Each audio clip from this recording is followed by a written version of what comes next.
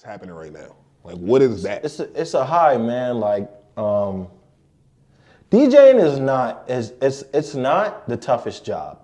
There's a lot of things with DJing that's very easy, and there's a lot of things that require skill. But I think being able to take a massive crowd of people and control their movements and what they're doing, how they react, and how responsive they are to you, I think hands down that's a skill, that's a talent, and can't nobody argue that. And it's a high. Like me watching people going from standing chilling to bugging out and knowing that I did that, that's just crazy. But I gotta add, that didn't start there, because I DJ'd the early part of the concert. So at that time, all the stuff I do now, I didn't know nothing then. Hell yeah. You know what I'm saying? I'm up there trembling. As I elevate from a coach and a chef to a podcaster and future media mogul, I've had the pleasure of meeting many different people who do many different things. Along that journey, the more they've taught me, the more I've wanted to teach others. My love for kids, cooking, and teaching others will never die. But this newfound love for highlighting hometown heroes is just important to my story as it is theirs. So let's show love to people with amazing stories, lessons, and lives that only they can tell. This is The Cook-Up.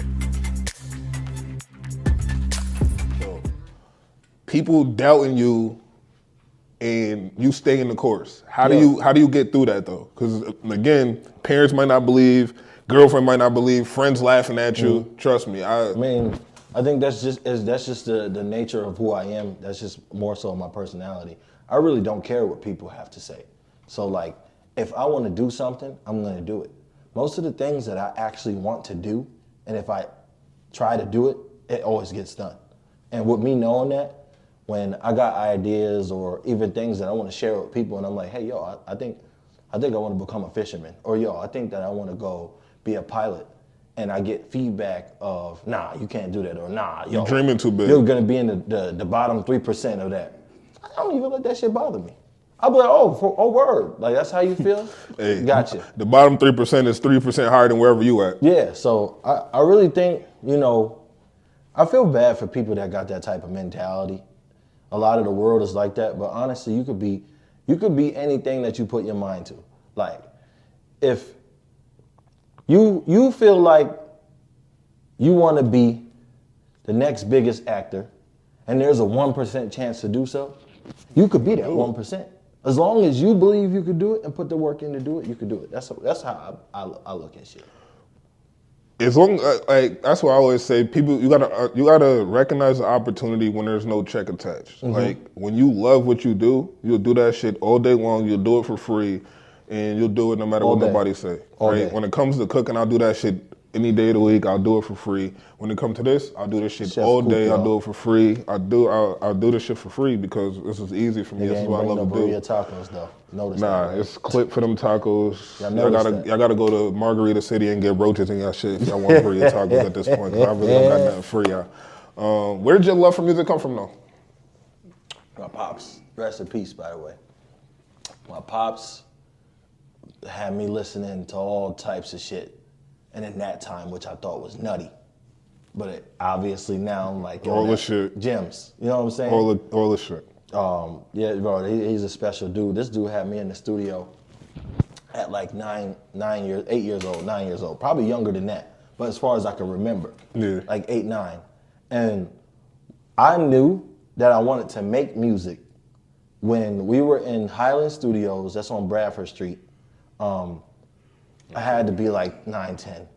But he kicked me out of the main room because I would always go in there playing around, making noise. I didn't know what they was doing. Yeah. But when he kicked me out, I'll never forget this day. He kicked me out so I could go in the next room and do my homework. It was loud as hell though. So I put my ear to the wall, and I don't know what they was doing, but it sounded like the best shit I could ever listen to. First time you heard hip hop. Yeah, man. so yeah, that's how I felt. First time you heard hip hop. From that day, I knew that I wanted to be involved with music. So after that, every time he would take me to the studio with him after that, I would never goof off no more. I would go in there, I would sit down, I would listen. Because now you want to learn. Yeah. Now I'm here for a reason. Yeah. So like, this is not no random stuff. Like this ain't no like, oh yo, this shit came out of nowhere. Now, I've been around music since I was young, literally. Nothing is bad. I mean, you went to high school with me. You can attest to it. I say it all the time. The cooking shit is not by accident. It's like, oh, you cook. You just picked up cooking. Now, I actually started cooking in the 2nd grade because I got kicked out of anger management. Niggas kicked me out of anger management, said I was too angry. Now, fuck you tell a 2nd grader they too angry for anger management. Now this dude mad as hell behind the stove. Nigga kicked me out, but I went to the guidance counselor, and the guidance counselor told me, yo, whenever you get mad, just go cook eggs. Dead ass told me, just go in the kitchen, here's how you make eggs. That's what he told me. From 2nd to 4th grade, I made eggs. That's the only thing I knew how to make, eggs. Chef Coop, y'all. I knew how to make eggs from 2nd to 4th grade, but all I watched was the Food Network. So although I love sports and watch sports, I realized if you miss the game at night, you just watch Sports Center before school, and you're gonna have all of the stats, you're gonna have all of the highlights. So then you can just do that. And when you get to school, you can still talk the shit with the guys, but at night, I'm watching the Food Network. So my number in high school for football, basketball, everything was 42. And every time somebody would ask me, why was that my number, I would always say, for the Food Channel. I feel strongly that any nigga was watching the Food Network when they was young definitely could cook, because my brother used to watch the Food Network all the time, and he's one of the best chefs I know. And that's probably why I can't cook for shit, because when he would turn that on, I'd be like, bro, I'm trying to watch some Spider-Man, some Batman. I don't want to see nobody making green beans or none of that. Bro, that's why I still have not seen Hercules, Pocahontas, name your Disney movies. I have not seen them shits. Aladdin, Peter Pan. I've never seen none of these movies before. Now In Too Deep, Paid in Full, Boys in the Hood, Shotas. I've seen all of those, but all them other little happy-go-lucky shit, I've never seen those. I was too busy. Any of the movies, if it got stir-fry edition attached to it, he on it. And that's probably why they kicked my ass out of anger management in 2nd grade. Niggas was in there watching Belly instead of fucking watching Aladdin. But tell me about the first, because I know you've been DJing for a minute. Yeah. And we'll get into where you are now, but what was your first gig ever, and how did you go about booking it? So like my first gig that I was hired for, or my first time DJing? Both. So my first time, I would say the first time I ever catered, I did that shit for free. So it's like both. My first time DJing was for my birthday party in 2016. That's the start of this whole era. Everything that y'all see today, us sitting right here, is from my birthday party. Had I not thrown that party, I wouldn't be DJing at all. I went to my cousin's house in the Bronx, probably a year before that, and she had bought my younger cousin a turntable for Christmas. And it's just something that I noted in my head. But the turntable was a turntable that was compatible with an iPad. So now you fast forward a year from then, I remember that. So I want to throw a party for my birthday. Nobody's available to DJ. So I just DJ my own birthday party. But it's not because I want to be a DJ or nothing. I just had no other choice. That the economy way to go about that, because I am musically inclined. Myself. So I'm like, okay, I have an iPad already.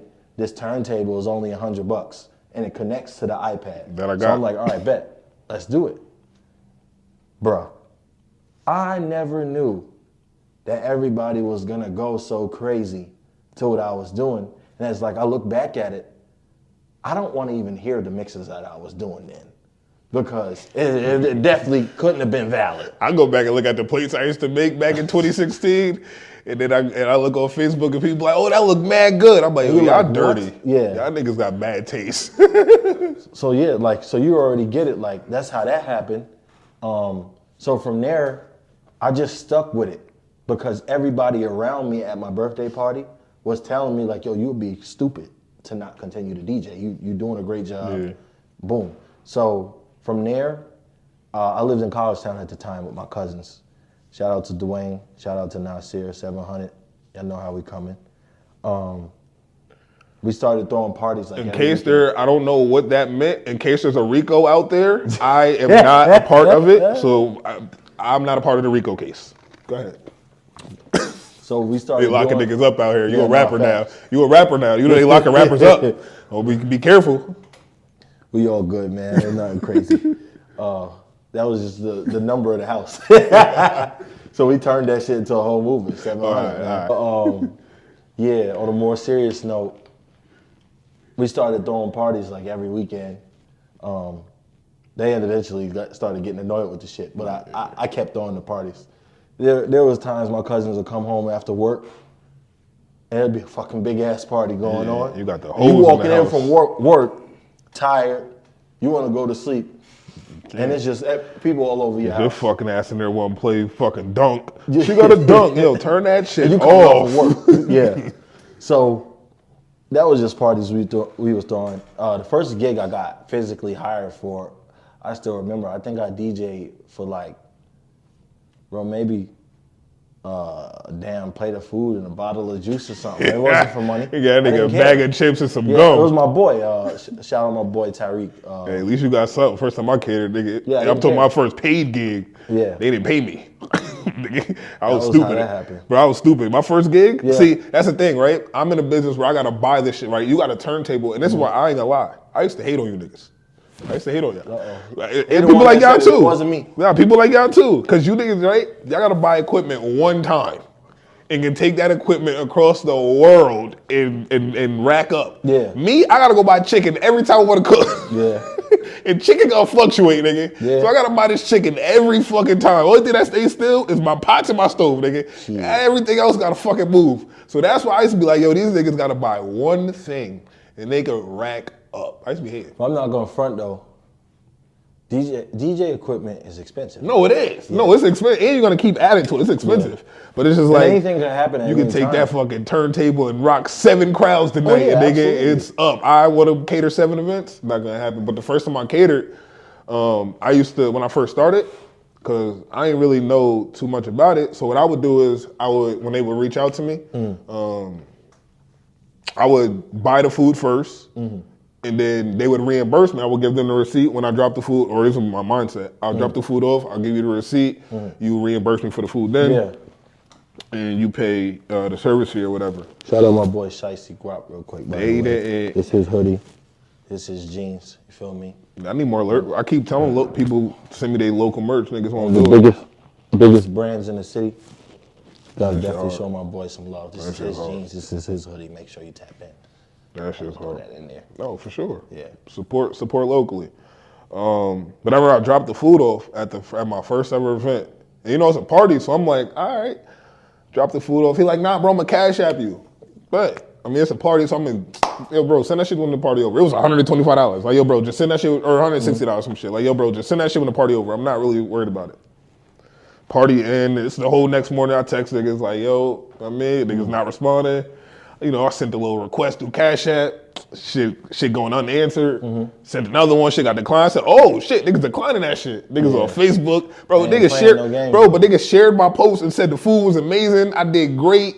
I went crazy. All of this. I'm like, yo, bro, you didn't pay me. Yeah. Like, you can't share my post about the food I cooked for you. You ain't even pay me. Yeah. Yeah, you ain't even pay me. But I would have blasted. So he didn't pay me, and then I shared the post of me cooking. And then I shared it and said, yo, imagine me doing all of this and you not paying me. And then that moment, everybody under the comments was so mad, I ended up getting booked left and right. And that was the start of my catering career. Yeah, no, that's crazy. Because the nigga didn't pay me. Nigga didn't pay me. It made everybody else around me mad. And it was like, yo, oh, you cater? Bet. That'll never happen again. $160. Hell, man. $160. I got stories like that too, though. OD, shit is dumb. What about your first big gig though? The first big one. These is like excellent questions because it's good that I remember all of this stuff. Yeah. My first big gig, shout out a little booking agency. That's my family right there. Those are guys. They go crazy. I'm not gonna front for all the viewers and the potential viewers. What y'all gotta know is I gotta keep it 100 as possible. So. Everybody that's involved in my journey, they get mentioned. You know what I'm saying? So I can't be one of them niggas that leave niggas out. Cause I see a lot of interviews where I even know some of the people that push the needle on their shit and they don't even get to know. Cause everybody want to be the faces. I did it by myself. I definitely didn't do everything by myself. You go fast by yourself, you go far with a team. Yeah. Know that. My first big gig ever, Cardi B concert, 2017. Only been DJing for a year. I'm about to say, wait. I was thinking you was talking about the Cardi shit from last year. Or you just did, but Nah. So this nigga been doing did Cardi. Cardi B, Look, yeah. nigga been doing Cardi shit for years. I didn't even know about that one. Bro, I DJ'd Cardi B, MVP Arena. It was the Times Union Center then though. 2017 with an iPad. That shit still the Pepsi to me. Yeah, That's Pepsi, how old I am. That shit still the Pepsi. With an iPad.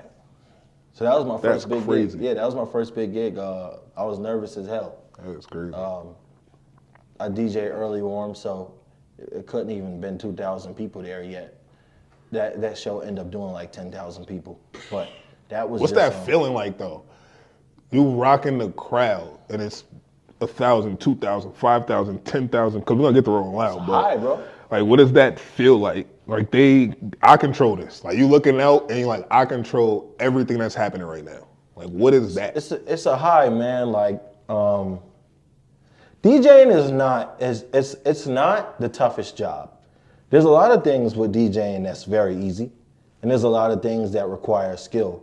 But I think being able to take a massive crowd of people and control their movements and what they're doing, how they react, and how responsive they are to you, I think hands down that's a skill, that's a talent, and can't nobody argue that. And it's a high. Like me watching people going from standing chilling to bugging out and knowing that I did that, that's just crazy. But I gotta add, that didn't start there, because I DJ'd the early part of the concert. So at that time, all the stuff I do now, I didn't know nothing then. Hell yeah. You know what I'm saying? I'm up there trembling because I'm in an arena. Yeah. And I only been DJing for a year, bro. In Like clubs. when I got the call to DJ that, I'm like, you're fucking lying. DJ Cardi B, me, the iPad DJ. Yeah. Let's yeah, get it. Up. Let's get it. What's up? Let's get it. We'll have an iPad after this gig. Let's get it. Call the president. It's up. Tell him to pull up. Nah, You know it'd be what I'm like saying? that. But it'd be that one. It'd just be that one that get you through the door. And That was it right there. Then you go on tour. That was right. That was it. That's actually the one thing that kind of shocked me was when you went on tour with Solely Hat. 'Cause I don't know who that is. The that's Entre my band boy. and all that. Like Yeah, I didn't that's know my who boys, they man. were. I didn't know what it was. I'm just like, bro, it's on tour with some white boys and they going crazy. Oh yeah, they shit, bro. Them dudes, they legends, bro. I just know them niggas was doing, when it came to numbers, they was doing numbers. Oh, of course. They was Still doing doing numbers. their thing. Shout They out was doing Solely. How'd you link with them? Are you from, they local, right? Solely is from Dwaynesburg. A couple of other guys, they from different parts of the 5, but everybody is basically from the 5.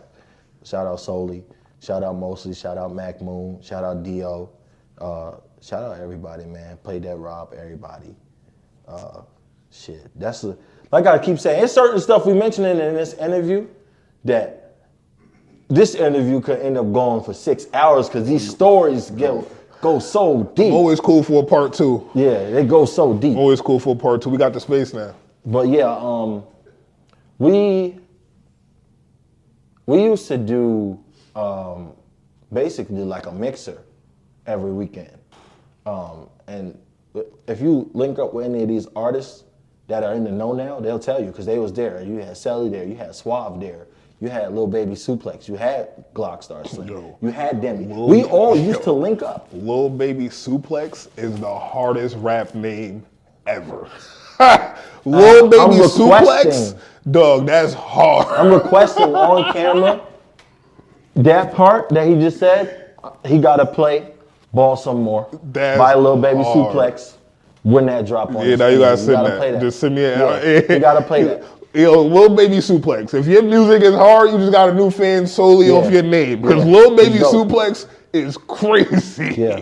These niggas be coming up with some wild names. I would buy an album if it said Lil Baby Suplex on it. I would buy that. That's my guy, bro. Not buying the album if it's fucking had your name. If your name was Trey White, I wouldn't buy it. But Lil Baby Suplex, is copping that. But yeah, I used to. That's like the nigga Sexy Red. I used to throw like little small shows, and that's how I met all those dudes. Just throwing shows. I used to throw shows at Paul's Hotel and the Low Beat. That's the start of the music industry shit for me. Like the touring, meeting all of them is from doing that. I met all those dudes through that. And then they just asked you to be a part of the tour? Like be the Nah, tour bro, it's DJ? like just building a relationship with them How did all that end up coming to be? We did a show at Upstate Concert Hall in 2000.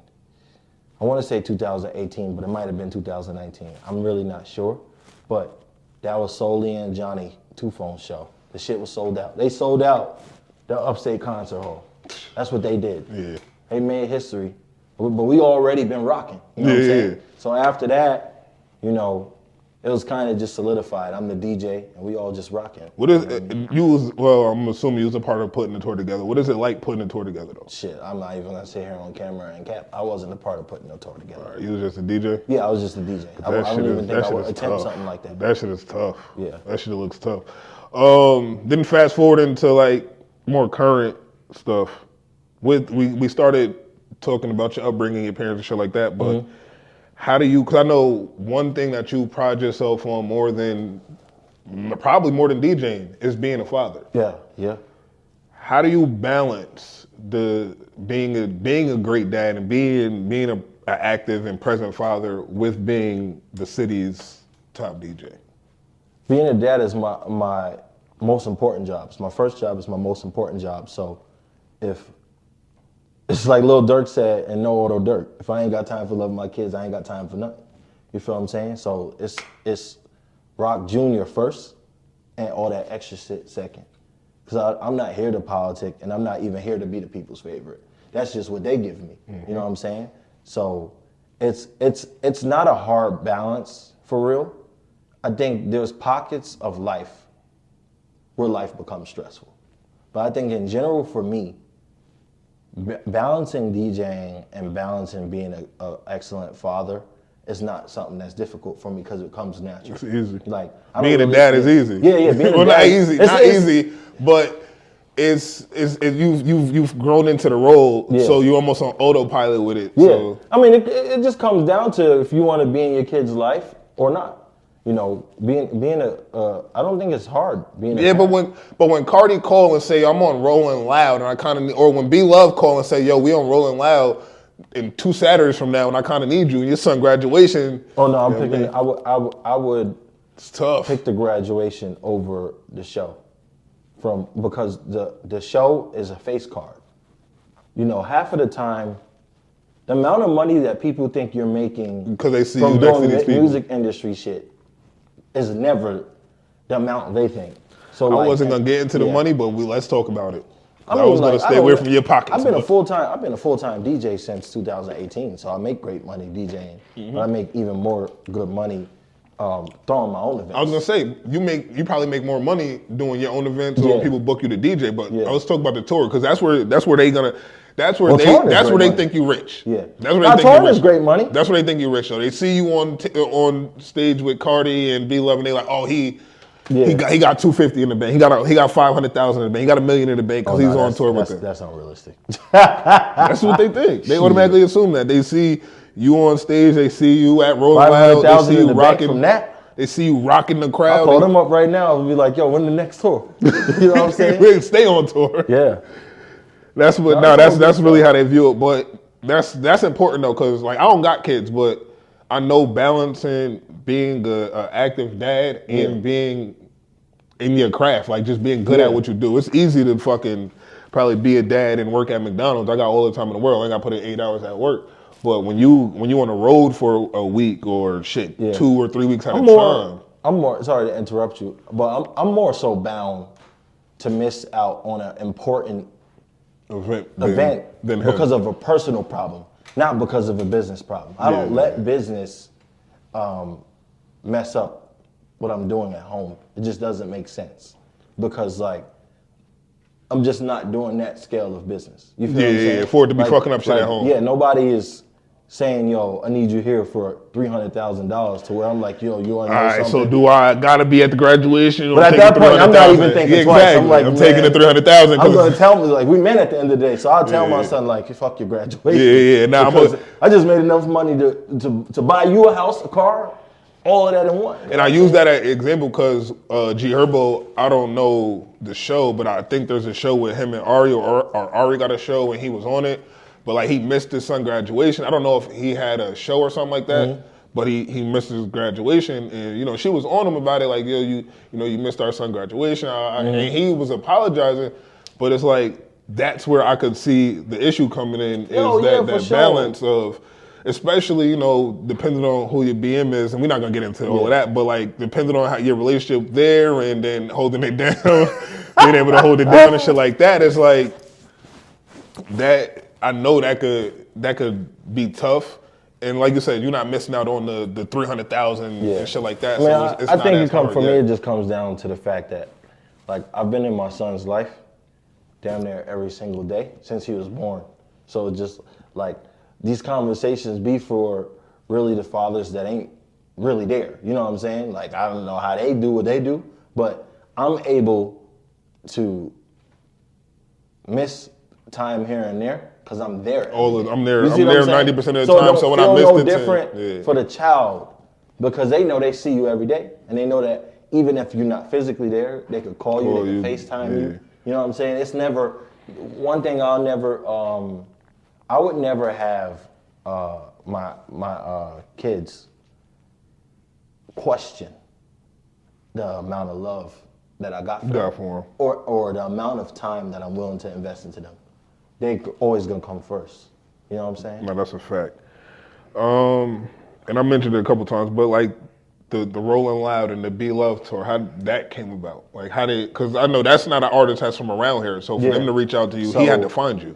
Shout out my brother Kofi. I met Kofi out here. He went to Albany though. Kofi is plugged in with Be Love's manager, Free Jelly. Before Be Love popped, like before he got lit, Kofi called me and basically told me like, yo, we got this artist. He's gonna be active. We coming to Albany. You my boy. So I want to get you on it early. Yeah. So I end up getting on a meeting with Jelly. And you stay on a damn Zoom with a multi-millionaire. This nigga be on Zoom with Diddy and all that. I'm like, God damn. Yeah, man, it's just you got to keep it going. Keep networking though. Yeah. Your net worth is your network. Yeah. So that's how that happened. I hopped on the call with Jelly. We made that happen when Be Love came to Albany. It was Murder She Wrote from there. That's how I became his DJ for that time period. The Albany show, 2021, and then right after that show, I DJ'd in the Madison Square Garden.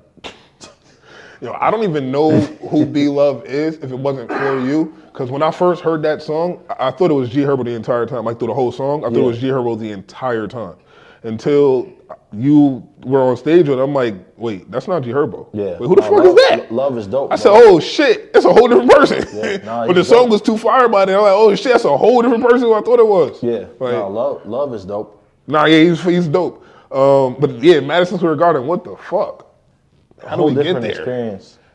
That was Meek Mill's album release concert. That's different. Yeah. You know how much people that hold? Like, you know how many people that hold?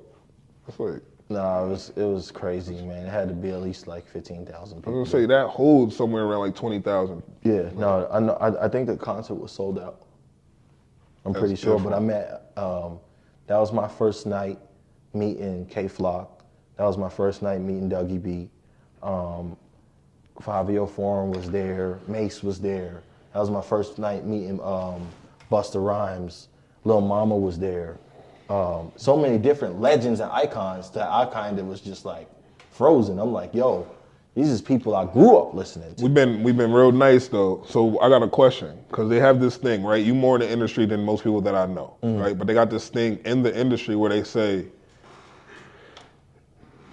avoid meeting your idols or never meet your idols because they'll never live up to the idea that you had. Like me, I don't know if I'll ever want to meet Hov because the idea that I have of him in my head, I don't know if he's gonna live up to that when I meet him in person. So I don't know if I ever want to meet Hov because I don't want him to taint that idea I have of him in my head. So have you met or like somebody you idolize or somebody you've been looking up to, through your career or whatever, and that you finally met that was just like, that nigga's weird. Like I don't. Nah. I mean, I'll bleep out the name because just so you don't. Like I forgot this nigga. He got fuck his millions. It's not even that. Like me thinking somebody is dope is different from me. Like, oh my God, this is my idol. And anybody that mess with me for real know this for a fact. The only person that I'll meet that'll have me like, yo, this shit is crazy, is Drake. I've been a Drake fan since 2006. Everybody else is just like, yo, it's dope to meet you. You feel what I'm saying? The only artist that or even if somebody that you did meet that was just like, all right, he might have been weird. I wasn't expecting that. The Baby. Straight up asshole. Love his career though, asshole. I mean, we all know.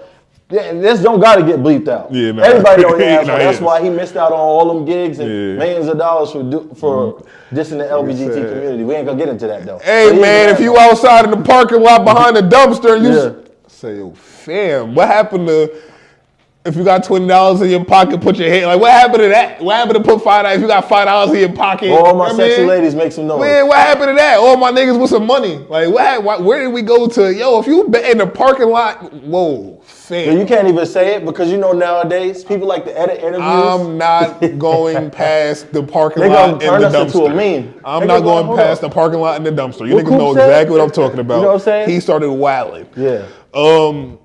Give me the difference between a Rolling Loud outside and the Madison Square Garden on the inside. Like Rolling Loud is just straight nuts, bro. Like you got 20,000 people outside ready to rage. Like it's straight, you get what I'm saying? It's just straight lit. And then Cardi run on the stage. Cardi run on the stage. I would have threw my laptop, I ain't gonna lie to you. If I was you, it would have been no more songs. Cardi ran on the stage, I would have just grabbed my whole shit and threw that shit in the crowd. That's different. That wasn't Rolling Loud. That was Summer Jam.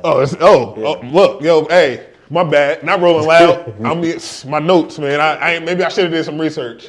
Summer Jam. My bad. That was Summer Jam. That was crazy. Coachella next. Yeah, one day, bro. I want to perform on Coachella though. Like, that's my next. I was gonna ask, what's your dream? Like, what's your dream gig? Or if you could, obviously Drake, but if you could open up or DJ for artists outside of Drake, who would you pick? Nigga don't even open up for? Drake. I mean, I don't care to open up for another artist. Nah, just not like the big. If you could, like if I could travel the world. If an artist say, yo, come on tour with me for the next 3 months. I would love to work with like Kendrick Lamar. Or like J. Cole. Nah, one of those type of nigga named all the niggas who gonna be going to church. You got to name niggas. Nah, bro, because I don't. Who got the hoes? Future? Like we need. I don't think Future. Nigga want to say Kendrick. It'd be counterproductive. Nigga want to be riding bikes. No, it'd be counterproductive to cap on the interview. Like I'm not gonna want to be on tour with one of them guys because I'm going on tour with Chris. Yeah, Coke and hoes. It's up. Yeah. Then you ain't gonna be Chef Coop no more. You gonna be Chef Coke, nigga. hey, Coop is up, nigga. Yeah. What are you talking about? Well, it's called the Cook Up. All right, my bad. When you get around that stuff, man, you realize that all that shit is just image. Nah, that shit is all facade. Yeah, hell no. I'm bullshit. Yeah, nah, that's cool. Them dudes tours be active, bro. It's like they be bugging. Nah, they be wilding. Like Christmas every day on them type of tours. They be wilding. Nah, yeah, different. I've seen this nigga Chris Brown do many key bumps in the middle of a club, and it's like, yo, bro. First of all, we saw you. Stop doing coke in the middle of the club. We saw you. But then you go from behind the boards and behind the laptop to in front of the mic and become a rapper, highly favored. Yeah. How do we get there? Well, like I said in the earlier part of the interview, you know, I've been wanting to make music since I was a kid. So a fun fact for them, and like some of the people I went to middle school with, this shit is gonna be like dope for them to watch because I performed at the talent show at my middle school. Like I wrote my own song and everything. And there's a couple of people that still tease me. And when they see me, you go to? I went to Albany Prep. Oh, okay. So some of my homies from Albany Prep, when they see me, they'll recite the song that I wrote for them, which I'm not gonna do because I was 11 at the time. Boy, I was about to say, I swear to God, I was gonna say rap that shit if you still remember. I still remember it. Get them niggas 2 bars. It's my time to shine. It's mine. That's what we needed. Bro, that's like, I'm not going front. That's the Adonis verse. Drake Sun verse. Crazy on it. I said, it's the year of 2007. I'm 11, getting paid, get my shades, and I'm about to hit the 6th grade. It's my time to shine. That nigga was... Had them going crazy. Nigga was going his way to 6th grade. So my boy was moving up in the world. That's how we got here.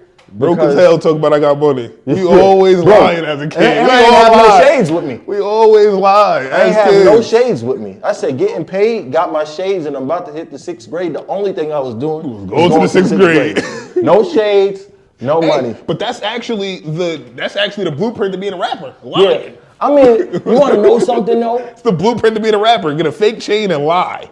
With music, I think people are so focused on falsified images in business that you forget that making music is still an art. Oh, that's not music though. That's life. Yeah, these niggas do. That's a facade. All these niggas do a facade. But I'm saying like, you could have somebody rapping about cars and money.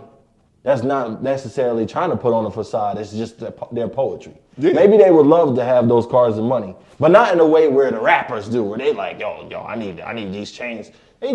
It's a little bit of poetry. They just want a Honda and $5,000. They didn't say they want a Lamborghini and $1 million. Yeah, facts. It's the difference. Lamborghini and $1 million. Yeah, why nigga can't get a Honda and $5,000? You waking up and your bed is on the floor. Hey, I'll take my $10,000 with a Honda in my nice apartment over your Lamborghini on the floor. But yeah, no, that's how all that started, man. I kind of said to myself, I've been wanting to make music for a long time, so I just got in the studio and got to it, and now I got a whole bunch of records. I'm like the only nigga, I say this all the time, but I might be the only nigga in the world who never tried to rap. I've never written a rap. I just want to be one of you niggas interludes. I don't want to rap at all. Just give me a 90-second slot in the middle of your album talking to these either cursing these niggas out, telling them how they ain't really shit and they all fake and broke, or telling these bitches how they really ain't shit and that they should treat black men better. So all you gotta do is put me on the interlude and we up. Cause that was what I was gonna say is, it's not even just like a musician or artist thing with the whole facade and shit. Mm-hmm. That's everybody. That's why, if you ask me, that's why people are scared to sit in their seat. Mm-hmm. Nobody want to sit across from me. Mm-hmm. They scared to sit across from me. I don't give a fuck what nobody say. They're scared to sit across from me because I'm gonna ask them the real questions. Yeah. I know you in real life, so there's certain questions I know I can ask you that I probably already know the answer to. Yeah. Them, they don't know what I'm ever gonna ask. They don't know where my interviews are gonna go. So I think a lot of them avoid sitting in these seats because they don't know who they are. So when I ask them questions like that, they don't even know how to answer some of these questions. Most people passive as hell though, so I can understand. They're gonna use that as an excuse. But when you don't, some people don't know who they are. Some people can't even sit down and talk about what they do for an hour. Yeah. Why? Because they don't love it. They just happen to make money from it. Well, that's another thing. Like we said in the very beginning. All day. Exactly. We can do this shit. I can do this all day. We can sit. This is a podcast for me. Sitting here is a conversation. That's another thing that I tell people is like, it's not formal. My interview style isn't to be sitting here and just drilling you on questions. Yeah, I got questions for you, but every question I'm gonna drag to something else that's not on my list. Right? There's a conversation to be had, and when you're talking about something that you love and something that you do religiously and constantly, you just get into the habit of talking about it. You don't even know the cameras is there. We looking at them shits and we look through the cameras. We don't even know that they're there because we're just having a conversation. It's like a lot of times people get so nervous about sitting in these seats, and I think it's really just because some people are shy, but a lot of people really don't know who they are at their core, and they don't want that to be exposed on camera. Because one person you can't lie to is the camera. They're gonna see it. Every time you go to tell me something, you're gonna look down, you're gonna look away. You're lying to me. And I'm not gonna put the interview out now. Because your interview's a lie now, that shit was for nothing. So they gotta internally deal with that, man. Exactly. That's an internal battle. But I don't shade nobody. I don't feel away. I don't take nothing personal for the people who I've tried to interview. There's people that I know personally that probably gonna see this, that I've reached out to, that I know, like, it's my mans, that I support everything that they do. And some people left me on red. Some people said that they would do it and didn't do it. Some people just dubbed it all together. And all of those are fine, but it's just like, this is what happens when my tag for the network, for the 5-1 Great Network, is highlighting hometown heroes, and then I can't even get the hometown heroes that want to sit down. Sometimes you just gotta say fuck it. And make your life tough. But like we said earlier, you gotta build a team. And that's where having people like A, and then, having my podcast team and shit like that, it kind of makes it easier. When you have, the Solely Heads and the Entre Band and shit like that, now that's a team. You got people calling you, yo, I'm gonna put you with such and such. Yo, 100%. this person's coming into town. I want you to be on bill with this person and shit like that. That's really what that's what I'm trying to get to. But you know, this city ain't the easiest. This city ain't the easiest to bring people together. Give me some of your plans. What's your plans coming up for like the next year? What we got going on? Artists that we working with, events. We on Rolling Loud again. We in Summer Jam again. What we doing? I'm more so focused on my personal brand. I like working with big artists. I like even working with small artists too. But what I've realized in the entertainment industry is, and in life now, because you know we're not 10 years ago no more. It's 2023. If you don't have your own recognizable brand, it's gonna be a tough road for you to be making your own money. You're gonna be the guy that DJs for D-Love instead of being like DJ Siroc. Yeah, like I think it's dope for me to be able to connect people to people. That's a skill. That's a skill, and that's also a gift, because you might be the reason why somebody hits $1 million play or gets that deal or meets their wife or husband or however you want to see fit. But, you know why that's a gift though? That's a gift because people that could do that aren't afraid of the person that they putting on winning.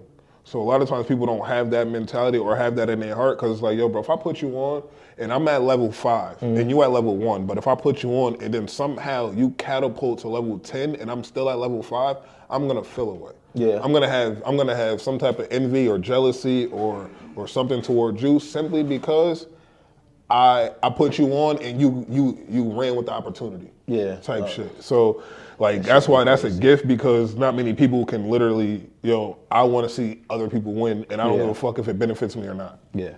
Like that's a gift for real. Most people ain't like that. That's a gift for real.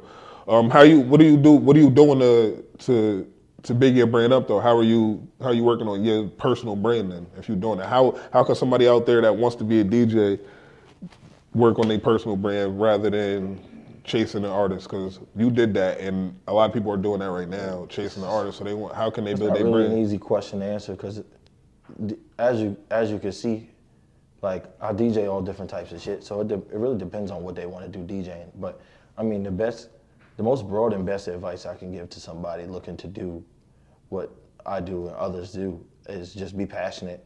Be passionate, remain humble, stay connected with people, and just study the people that you appreciate and that you're fans of, and just do your own thing. I think when it comes to business and when it comes to climbing the ladder, that people often fall into the rabbit hole of what entertainers sell, because the game is meant to be sold, not told. So most of the time when niggas get up on these interviews and shit like that, they give you stories of shit that they're not doing.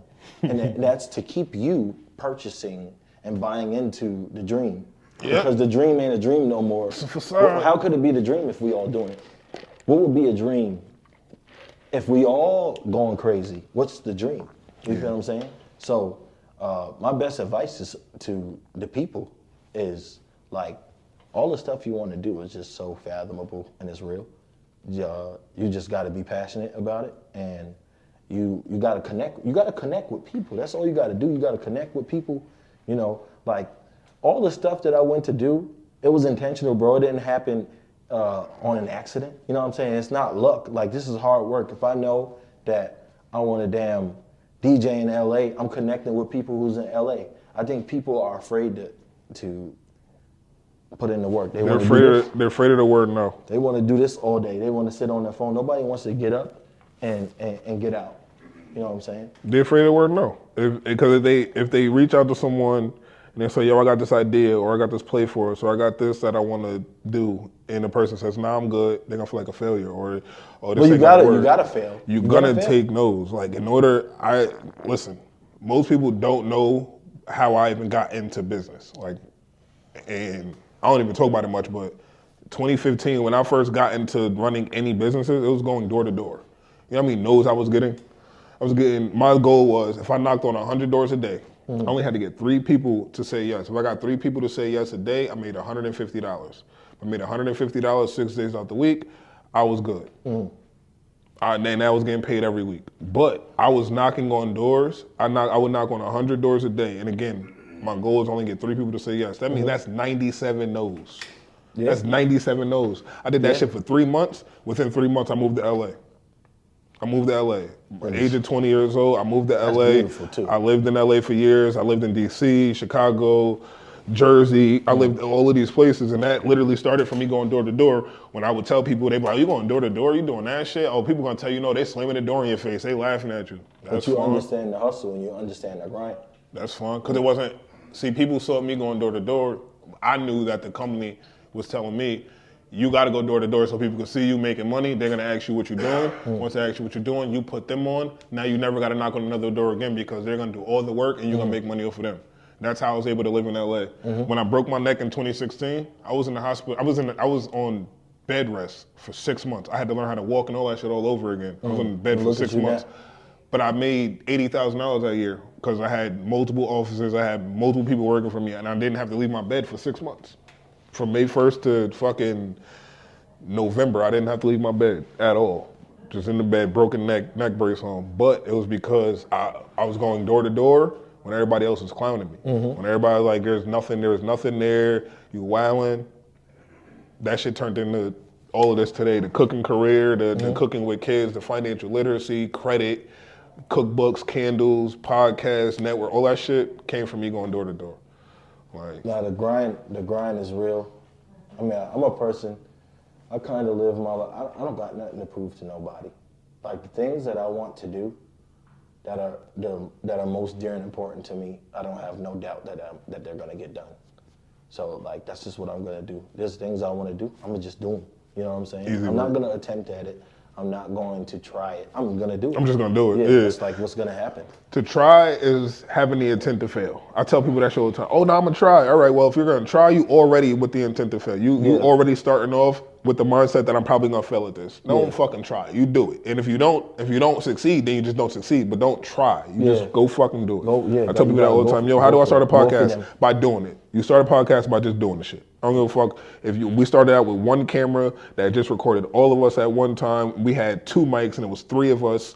Then it was 4 of us. We had 2 mics still. Then we got 2 cameras and still had 2 mics. Now everybody got mics. Now we got additional cameras. We got multiple lights. Like, you know what I mean? You're gonna grow with me. You gotta grow with the process. It's a process, but everybody always want instant success. They want to win tomorrow. I put the money in now, I win tomorrow. I put the time in today, I win tomorrow. It don't work like that. Everything takes time. Like you said, you started in 2016. 2023 now. The idea for this podcast and this network, if I grab my phone right now and I pull my notes up, it's from 2016. I have not edited them notes since. I put the podcast and the network treatment together in 2016. I never touched those notes. Some shits are still in my phone to this day. See what I'm saying, y'all? And I just started this shit this year. It took 7 years to get to where I am today. And people always wonder, like, oh, production and shit like that, because I studied this. Same way you said you studied people that you idolize and DJs and shit. You studied music. You had to learn music, how to mix into this song and what songs go good together. Because one thing that I hate about DJs is when you niggas transitions fucking suck. There's no reason you transition from Mary J. Blige to Bow Wow. They're never. I don't give a fuck what song it is. You never transitioning from Mary J. Blige to Bow Wow. I don't care. Nobody can make me feel any other way about that. I've heard you niggas do that shit a few times, and there's one DJ who did it. They nigga did that 3 times, and I don't like it. No, this dude's crazy. I didn't like it. I'm just saying, I ain't like it. Shit was nasty. And I think it was like from Real Love to like Bounce With Me. It's like, yo, fam, what the fuck? That shit was disgusting. So when we look back at this interview in 5 years, 3 to 5 years from now, what is your goal? Where do you see yourself? Where do you see your brand? Where do you see the business? Where do you see yourself 5 years from now? 3 to 5. Really just successful in whatever I'm doing, because when it comes to my brand specifically, like I want to travel the world making music. I want to travel the world DJing again. But I just want to be successful. And you've told a lot of stories on camera today. So you're somebody I could direct reference to you knowing that there's always a shift in life. There's always a shift in passion. Sometimes you lose passion for things. So I think I would be cheating myself to tell y'all, oh damn, 5 years from now I see myself as a big rapper or a big DJ. I just see myself successful and doing whatever I love doing. And you can always switch what you're doing as long as you love what you're doing. I think you're always going to be successful doing stuff that you love doing, And we're up to our success. We're in charge of our success, bro. That's a fact. So like that's my answer to that question. Like realistic for me, 5 years from now, I just want to make sure my son is healthy, whoever I'm with is healthy. You know what I'm saying? And hopefully whatever I'm doing, it has something to do with music or boxing, because I love boxing as well. And that's what I got to say to them. Yeah, DJing would literally be my second thing. If I had to do something other than cooking, it would be anything in music. I listen to music. I got the DJ app on my fucking laptop. Time is now, my boy. I literally I'm on Amazon the other day. The fucking controller was like $400, and I had this shit in the cart, and I'm just like, I don't want to buy the shit and not know what I'm doing, but I'm like, yo, bro, I'm one step away from buying the controller, bro. You gotta not know what you're doing. I know. But you know what you're doing. And I literally, I just said that, right? Just go fucking do it, right? And I literally just said that, but I swear, I had that shit in the cart, and I'm like, yo, I promise you, I'm gonna buy a DJ controller. I might start out with like a $150 one just so I can practice, but that's really something that I want to learn. I remember I tried to teach myself that when I lived in Delaware, and I'll never forget. I was teaching myself how to make beats and how to DJ at the same time, right? Because my girl at the time, and we're gonna get out of here, but my girl at the time, she, her little brother was DJing, and he had all of the equipment. Their mom like invested in his career, so she bought him all of the equipment, the speakers, he had the whole turntable. So I would use his turntable to practice, but then I had a laptop that I would use to make beats and shit. Bro, I had mad beats, and I was falling in love with the process. I think me and her got into an argument. She threw my laptop, and that shit broke. I never tried again. Never tried again. That shit had me so hot because I had everything on there. I never tried DJing or making a beat again. I felt that. And nigga, that shit hurt so bad. I remember when my ex cut my PS4 in half.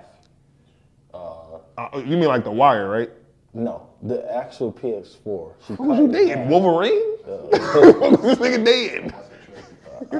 That's a trigger. I see what he's saying, because after that, bro, do you know how long it took me to buy another game system? Like I mentally.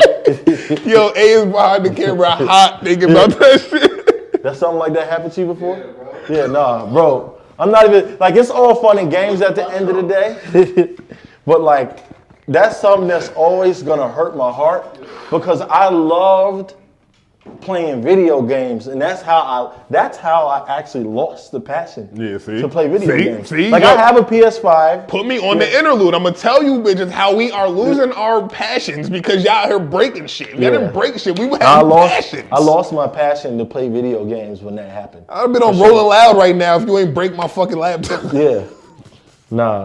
Nah, but that's one thing that I would really do is if I could DJ. And then another point I was gonna make is you were 100% right on not falling out of love with something or just losing the passion for it, right? Because like me, when it came to cooking, people think that I stopped cooking because I fucking became bad at it or something. Nah, I just lost passion for it. Yeah. I didn't have any motivation no more. Like, how do you still find the motivation to DJ? I don't. It probably take like a new song or something for you to get the feeling like, oh, I want to DJ. Oh, I heard this mix or I heard this, and it's like, all right, now I can. My juices are flowing again. I haven't seen nothing. Like, nobody's posted anything that's made me want to get in the kitchen in 7 months. I haven't gotten in the kitchen in 7-8 months, because usually when I used to cook, I would see something would go viral. Everybody would share it. I'd be like, oh, I can make that easy. And I would go in the house, I'd make it, I post it, cool.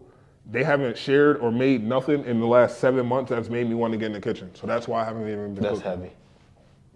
Me personally, when it comes to music and DJing, anytime that I could start losing interest for DJing specifically, bro, somebody take me by my hoodie and drag me to a party or arena where the bass is kicking and the music is just flowing. I'm talking about, and any of my real music lovers and my DJs know this, I'm talking about the bass. Like the sound is just vibrating through your soul. I'll always want to see, that can get you right back in the feeling. Yeah, each time. I won't even be the Debbie Downer talking about. Nah, because I'm there. Yeah, once I'm there, that music is. It's a fact. I'm like, yeah. I'm back. Pass me the mic. See that? I'm all right. I'm buying the controller. I'm buying the DJ controllers up. I'm being I'm buying DJ controller and 2 speakers. I think about it. It's about DJing the right stuff, bro. Like sometimes, you DJing in spots where the sound system is not kicking, or where these are people that you don't really want to be around. I'm DJing on my catered events now. Now when they book me to cater, now they got to book me to DJ. See, that's fine. Now when they book me to cater, they got to book me to DJ, and then they got to book him to shoot. Oh my God. Yo, listen, I'm telling you, because when I be catering, Chef Chevette, yo. Yo, bro, I'm telling you, DJ Chef, you heard? When I be catering girls' nights and shit like that, they literally, because they're so busy turning up and shit, they make me in control of the music. So I'll literally be I'll be in the kitchen cooking and still hitting my phone and shit. Give us 6 months. I'm going to be interviewing Coop. What's up? Because he's going to be That's another thing. DJing with an appetizer in his left hand. Niggas are scared of me. And the girls is going to be coming up to the booth, and he's going to be giving them hors d'oeuvres. Nah, I like that ambiance. That'll low-key be fire. I was about to say, you read my mind, this nigga. It wasn't whole enough for me. Nigga said they gonna take an hors d'oeuvre though.